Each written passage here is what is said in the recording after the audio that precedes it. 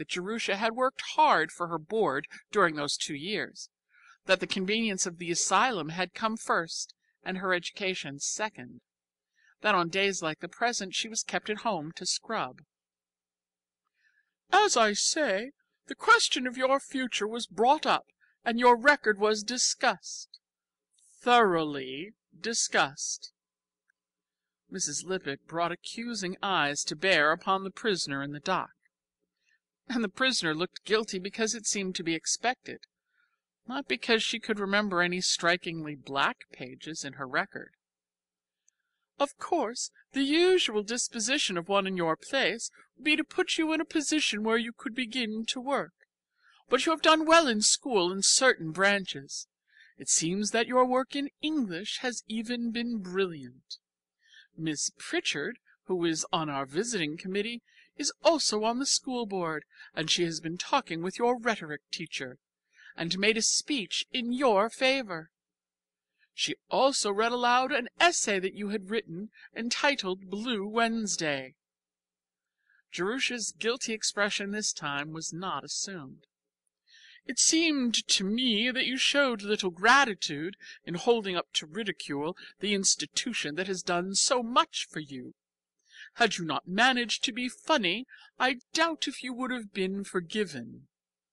But, fortunately for you, that is, the gentleman who has just gone, appears to have an immoderate sense of humor. On the strength of that impertinent paper, he has offered to send you to college." "To college?"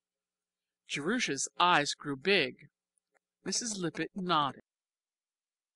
"He waited to discuss the terms with me. They are unusual. The gentleman, I may say, is erratic. He believes that you have originality, and he is planning to educate you to become a writer." "A writer?" Jerusha's mind was numbed. She could only repeat Mrs. Lippett's words. "That is his wish. Whether anything will come of it, the future will show. He is giving you a very liberal allowance, almost, for a girl who has never had any experience in taking care of money, too liberal. But he planned the matter in detail, and I did not feel free to make any suggestions. You are to remain here through the summer, and Miss Pritchard has kindly offered to superintend your outfit. Your board and tuition will be paid directly to the college, and you will receive in addition, during the 4 years you are there, an allowance of $35 a month. This will enable you to enter on the same standing as the other students. The money will be sent to you by the gentleman's private secretary once a month, and in return you will write a letter of acknowledgment once a month. That is, you are not to thank him for the money, he doesn't care to have that mentioned, but you are to write a letter telling of the progress in your studies and the details of your daily life. Such a letter as you would write to your parents if they were living. These letters will be addressed to Mr. John Smith, and will be sent in care of the secretary.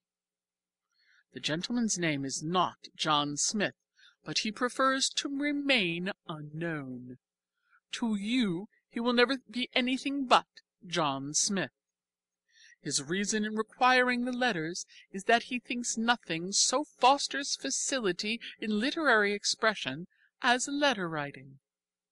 Since you have no family with whom to correspond, he desires you to write in this way.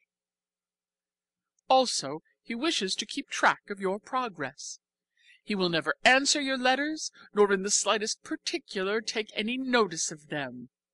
He detests letter writing, and does not wish you to become a burden. If at any point should ever arise where an answer would seem to be imperative, such as in the event of your being expelled, which I trust will not occur, you may correspond with Mr. Griggs, his secretary. These monthly letters are absolutely obligatory on your part. They are the only payment that Mr. Smith requires, so you must be as punctilious in sending them as though it were a bill that you were paying. I hope that they will always be respectful in tone and will reflect credit on your training. You must remember that you are writing to a trustee of the John Grier Home." Jerusha's eyes longingly sought the door. Her head was in a whirl of excitement, and she wished only to escape from Mrs. Lippett's platitudes and think. She rose and took a tentative step backwards. Mrs. Lippett detained her with a gesture. It was an oratorical opportunity not to be slighted. "I trust that you are properly grateful for this rare good fortune that has befallen you. Not many girls in your position ever have such an opportunity to rise in the world. You must always remember—" Yes, ma'am, thank you. I think if that's all, I must go and sew a patch on Freddie Perkins's trousers." The door closed behind her, and Mrs. Lippett watched it with a dropped jaw, her peroration in mid-air. End of Section 1. Recording by Joe Carabas, Vallejo, California.